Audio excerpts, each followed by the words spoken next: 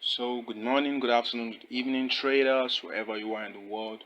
Victorfx here, and in today's video, we're going to be looking at liquidity in the forex market, and we're also going to be looking at how to get direction right every single time. Okay, that's on the higher time frame. Okay, now, a lot of traders, beginner traders, they don't know how to get direction right. They don't know where the market is going most of the time, 90% of the time, and they're having problem understanding the concept of liquidity in the forex market.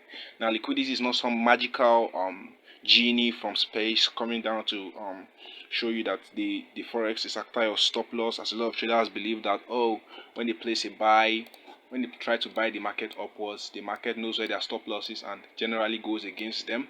Now, liquidity is just saying, oh, this is the market structure and this is where price is most likely to go in order to take out a lot of traders. That is why the market doesn't move in a straight line, for example, just going straight up. The market has to consolidate, move up, consolidate, move up, or the opposite, consolidate, move down, consolidate, move down, as expected. Now, USD is a perfect example of from bearish to bullish right now.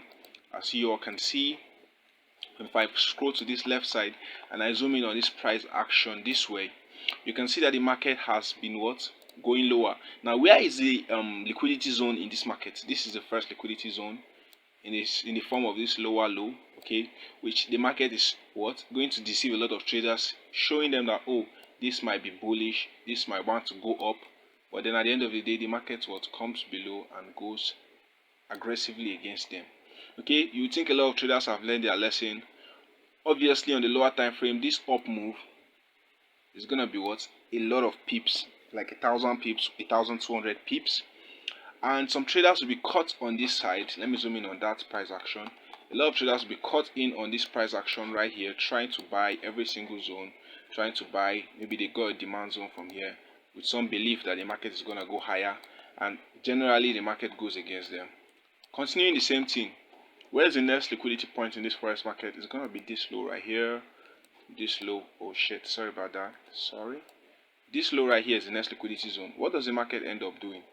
It tries to show them that they might be bullish. You can see the market doing some kind of rallies. That's why I don't believe in always following every single trade. You have to always look for trades that are in line with your structure, so on and so forth.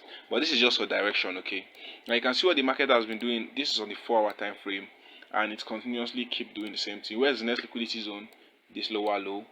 The market has what? Continuously go bearish. A lot of people will be looking at this as a break of structure, which isn't correct, and the market ends up with liquidating them. Okay, now you can see this continually happening. Some traders, if you check traders forum, I believe it should be on Forex Factory or so, the sentiment analysis or the showing of where traders are most likely trading during all this push to the downside. A lot of traders were obviously looking for a bullish market. They were more bullish on the dollar, the euro US dollar, as compared to bearish. Now you can see the market going downwards, going lower once more, taking the liquidity point, and then what? You can easily note this point as the last higher low, this zone right here. Now let me delete the whole of this so don't get too confused. Yeah, delete this also. Now this was the last point of the zone, and then what? Price broke above it. It didn't only break above it, it stayed above it. So sometimes price might break and it might not be a real break. Okay, so as it broke here, it stayed above this zone, and we obviously understood that price was now what? Bullish. Not taking care of anything that's happening in the left hand side, because a lot of traders might be looking at this left hand side, this left hand side, this left hand side, this left hand side, trying to catch anything that's going to come to them. But after this breaks, we obviously know that it was what? Bullish. Now the market stopped taking the last liquidity point, whereas the next liquidity point was going to be this low right here. So the market ended up not going to that low. The market ended up taking the other liquidity and staying above it. Okay, sometimes the market can easily go above this liquidity and keep breaking lower to target the next point of liquidity. So after the market did that, we could see that this zone right here was a clear liquidity and was taken out. Now the market continuously went higher. If you can follow this structure, the high here, the low, it formed a new high up here. If you don't try to consider every single break of structure, just not to confuse yourself, the low right here, the high. Now if we follow this, let me clean out a lot of this. If we follow this structure right now, you could see the next point of liquidity. I'm just going to show you right now. The next point of liquidity was going to be this high right here. Why is it the point of liquidity? Now the market went up above here, and the market what made a high and started coming lower.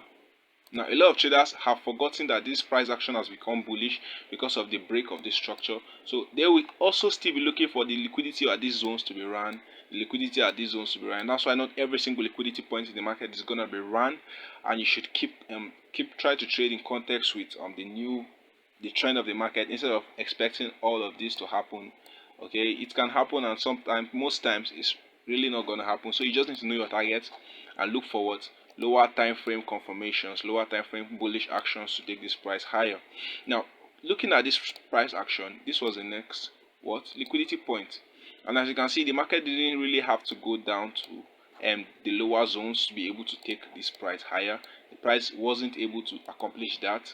Okay, it's not bad to be bearish here, but once the market starts breaking higher, you should know that it is more likely to take out this next liquidity point than taking out this low liquidity points right here, which is in line with the current structure of the market.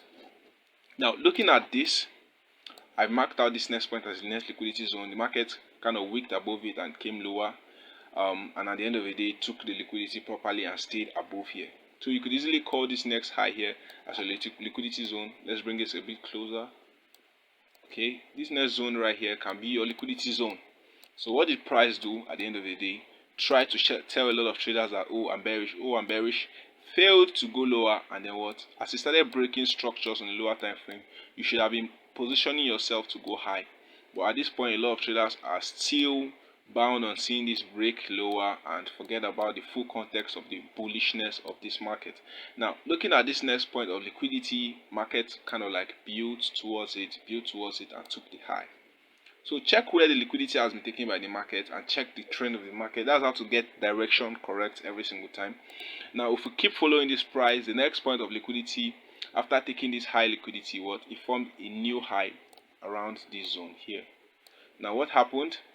It is still our next point of liquidity, and we still expect this high to be run next. It's better to do this 4 times and get one loss and be right about the direction or the period than to always be waiting for a mean reversion, waiting for it to go to the lows, waiting for it to break this structure, waiting for it to do this, to do that. Okay, so that was the next high that was formed by the market, and lo and behold, the market still does the same thing. It tries to create a lot of traders thinking this is a break of structure, thinking, oh, this is the greatest confirmation of break of structure. It is not wrong to look for a sell here, okay, but after seeing the market not giving you a confirmation and breaking higher and taking this next liquidity, your mind should instantly still shift back towards bullish, because the liquidity that has been run, if you check it, I've shown about 3 or 4 examples. The liquidity that we ran were the high liquidity, and a lot of traders would still be keen on seeing this price action go lower to these zones, to the lower zones, and keep taking losses for looking for sell setup. So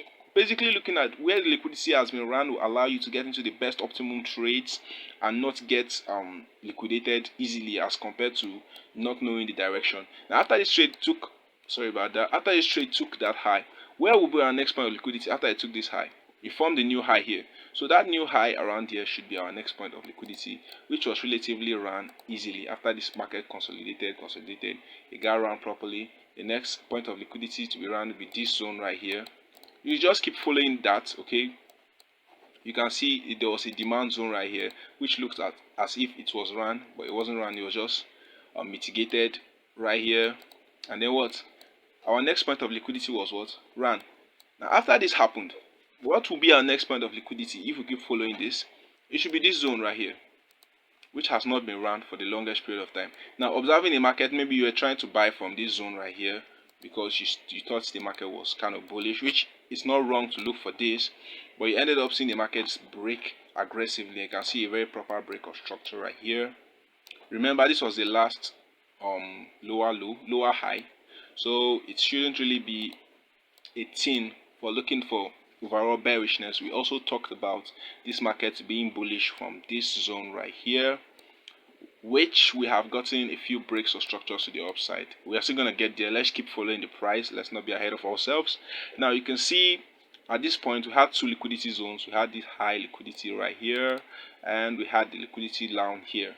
Okay, so looking at these 2 points of liquidity, you can see what the market kind of did.